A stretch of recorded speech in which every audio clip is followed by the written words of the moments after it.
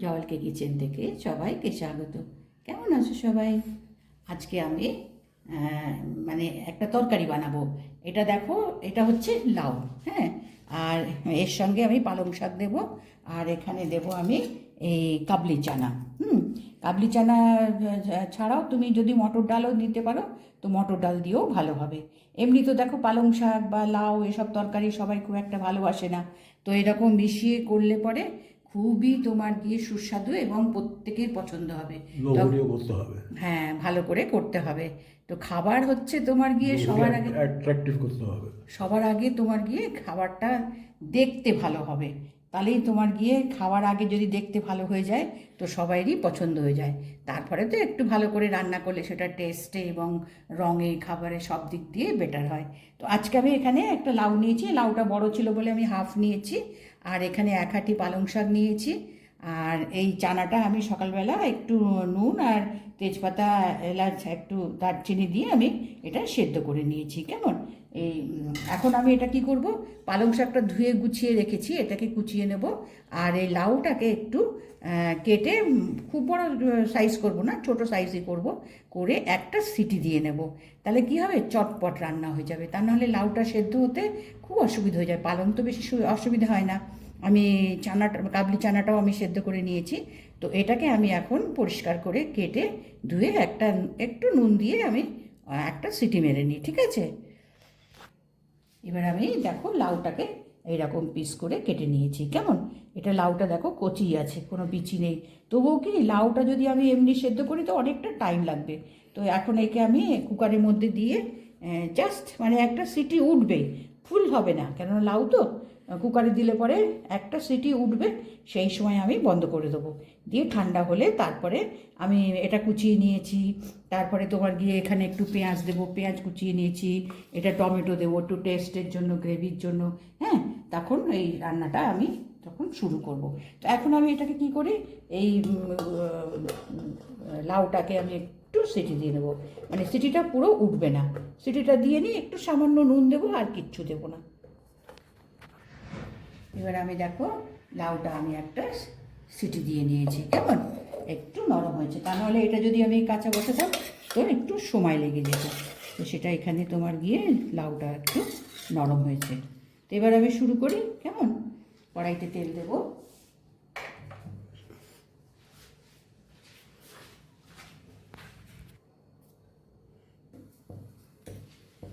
তেলটা একটু গরম হোক।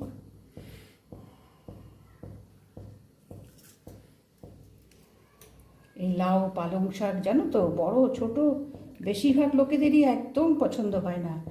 মানে একটু যদি এরকম বেশ স্পাইসি করে রান্না করলে তবে সবাইয়ের বেশ পছন্দ হয়।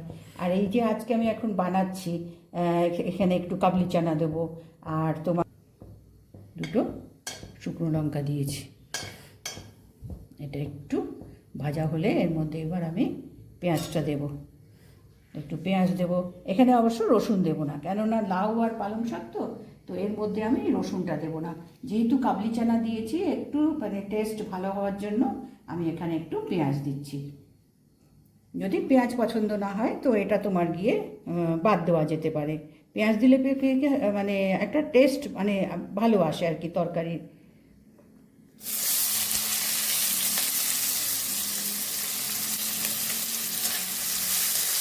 এটাকে আমি একটু লাল লাল করে ভেজে নিই। এবার আমি পেঁয়াজটাকে একটু ভেজে নিয়েছি। কেমন, এবার এর মধ্যে টমেটোটা দেবো। টমেটো আমি তোমার গিয়ে ছোটো ছোটো টুকরো করে নিয়েছি। তাহলে কি হবে, এর মধ্যে এই টমেটোর একটু মানে মুখে পড়ার মতন হবে, দানা দানা হবে। পেস্ট করেও দেওয়া যেতে পারতো, কিন্তু এখানে পালং শাক তো নরম, নরম হয়ে তোমার গিয়ে গলে যাবে, মানে মিশে যাবে। ওই জন্য আমি এই টমেটোটাকে এরকম কুচিয়ে নিয়েছি। এবার এর মধ্যে একটু নুন দেবো। টমেটোটাকে একটু গলতে দিতে হবে, তো এর মধ্যে আমি নুন দেবো। দাঁড়াও,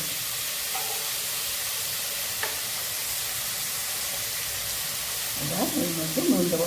আচ্ছা, এখানে আমি নুন সাবধানে দেবো, কারণ ছোলা, কাবলি ছোলা যখন সেদ্ধ করেছি তাতে দিয়েছি, তারপরে তোমার গিয়ে লাউটা একটু দিয়েছি, তার জন্য এখানে খুব কম দিলাম। আর পালং শাক যা দেখছো এটা তোমার গিয়ে যেই গরমে দেবো, আমরা তো সবাই জানি একদম নরম হয়ে যায়। আর এখনকার কচি পালং শাক, এর মধ্যে তোমার গিয়ে জল বেশি, তো এটাও আমি নুন দিয়েছি। এবার এটা একটু ভেজে, ঢাকা দিয়ে ভেজে নরম করে নিই। এবার টমেটোটা নরম হয়েছে দেখি, হ্যাঁ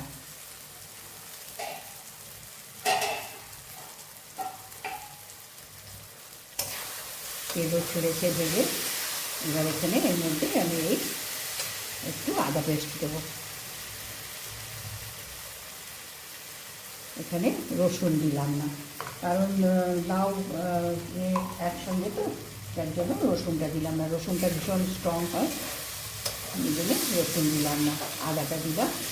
এবার এটাও একটু ভেজে নিয়ে এর মধ্যে এবার এই মশলাগুলো দেবো। এটা বেশ মুখে পড়বে, ভালো লাগবে। আচ্ছা, এবার গ্যাসটা কমিয়ে দিয়ে আমি এর মধ্যে মশলাটা দিই। মশলা এখানে দিয়েছি দেখো, এটা হলুদ, এটা কাশ্মীরি লঙ্কা, এটা একটু কালার করবে। আর এটা রেগুলার যে লঙ্কা গুঁড়ো সেটা।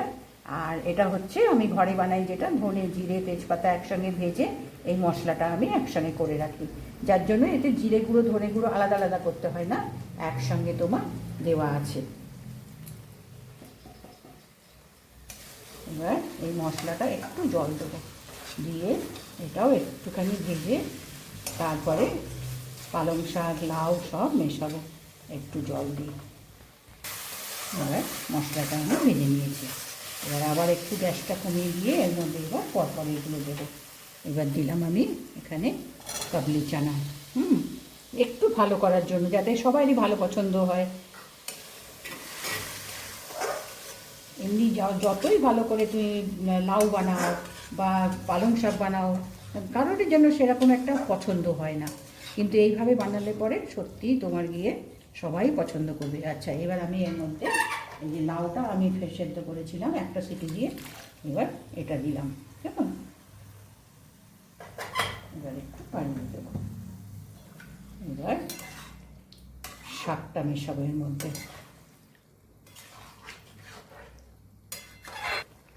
লাউটাও দেখো আমি দিয়ে দিয়েছি, এবার আমি শাকটা দেবো। ভালো করে ধুয়ে এটা কুচিয়ে নিয়েছি আমি পালং শাকটা।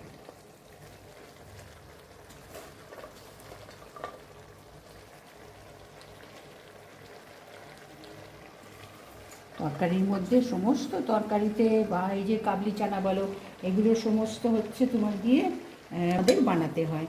তো আজকে আমি এইভাবে মিশিয়ে বানালাম, আমার মনে হয় নিশ্চয়ই সবার ভালো লাগবে। আচ্ছা, এবার এটাকে ভালো করে মিশিয়ে একটু ঢাকা দিয়ে রাখবো। আর এখানে সেরকম কিছু পড়বে না, তোমার একটু গরম মশলা পড়বে আর ধনেপাতা, আর লাস্টে একটু ফোড়ন দেবো। তো আমি এটাকে ঢাকা দিই, দিয়ে পালং শাকটা নরম হোক, তারপরে আমি পরেরটা আবার করছি।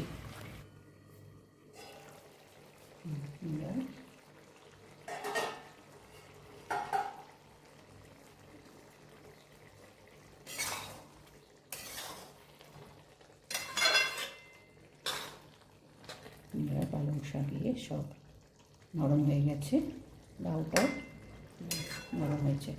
এবার এর মধ্যে তোমার একটু গরম মশলা দেবো।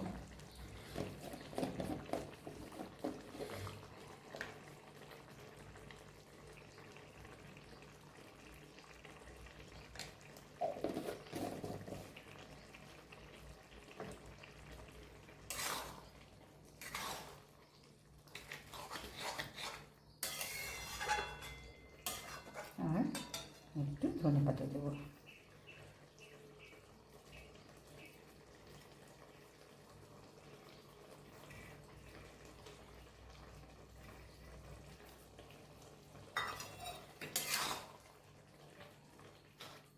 এবার বানিয়ে দিই।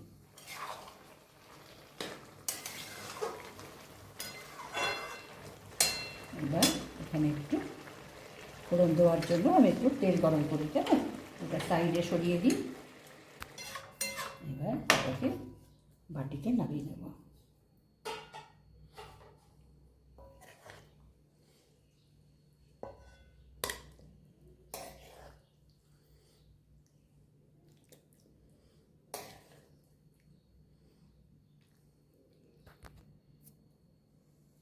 এবার এটা তরকারিটা আমি তুলে নিয়েছি। এবার এটা একটু ফোড়ন দিয়ে নেবো ওপরে। ফোড়নটা দিলে কি হয়, এই জিরের যে ভালো একটা মানে ভাজা গন্ধ সেইটা বেশ পড়ে। আগে দিলে কি হয়, এই যে এতক্ষণ তরকারিটা আমি ভাজলাম, তারপরে তোমার গিয়ে পালং শাকটা এটা সেদ্ধ হওয়ার জন্য টাইম দিয়েছি না, তাতে করে কি হতো, জিরেটা তোমার গিয়ে মানে সেই যে ভাজা যে গন্ধটা ওইটা তোমার গিয়ে চলে যেত। তো পরে ওই জন্য আবার একটু ফোড়ন দিয়ে দিচ্ছি। এটা আমি আজকে তেল দিয়ে দিলাম, চাইলে তোমরা ঘি দিয়েও দিতে পারো, সেটা আরও ভালো হবে। তো আজকে আমি তেল দিয়ে দিলাম। আচ্ছা, তেলটা গরম হোক। এবার এর মধ্যে একটু জিরে দেবো।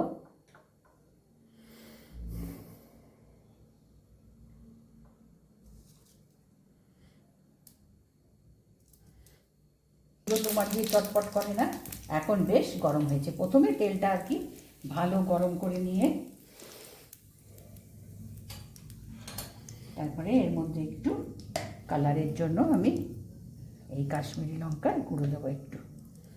একটু ঠান্ডা হয়ে নিক, নাহলে তেলটা খুব গরম, তো এর মধ্যে দিলেই কিন্তু এই লঙ্কার গুঁড়োটা পুড়ে উঠবে। একটু ঠান্ডা করে তারপরে এবার এইটা এর উপরে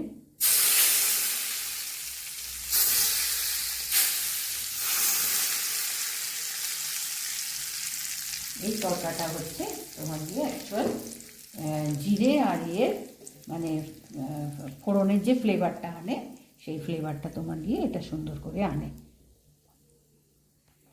এবার আমি ফোড়নটা দেখো মিশিয়ে দিয়েছি। হ্যাঁ, ফোড়নটা লাস্টে দিলে পরে এরকম সুন্দর তোমার গিয়ে একটু ওপর নিচ করে নিতে হবে।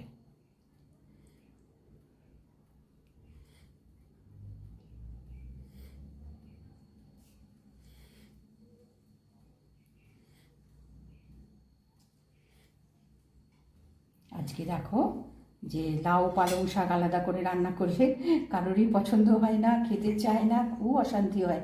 কিন্তু দেখো লাউ পালং শাক সমস্তই কিন্তু আমাদের শরীরে কিন্তু জলের ইয়েটা করে। তারপরে তোমার গিয়ে পালং শাকে আয়রন আছে, লাউতে কত রকম মানে তোমার গিয়ে আমাদের মিনারেলস আছে। সমস্ত তরিতরকারি আমাদের শরীরের পক্ষে খুবই ভালো। কিন্তু ওই সবাইকে পছন্দ মতন খাওয়াতে গেলে একটু এদিক ওদিক তো করে নিতেই হয়। তো আজকে আমি দুটো মিক্স করে সঙ্গে কাবলি চানা দিয়ে একটু স্পাইসি করে আমি আজকে রান্না করে নিলাম। তো ঘরে নিশ্চয়ই পছন্দ হবে। তো তোমরা এরকম করে একবার বানিয়ে দেখো, নিশ্চয়ই ভালো লাগবে। ভালো লাগলে লাইক করো, সাবস্ক্রাইব করো, কেমন বন্ধু হও আমার, আর শেয়ার করো যে এটা কেমন দেখতে লাগলো, খেতে কেমন ভালো লাগলো কিনা। অবশ্যই একবার বানিয়ে খেও এভাবে।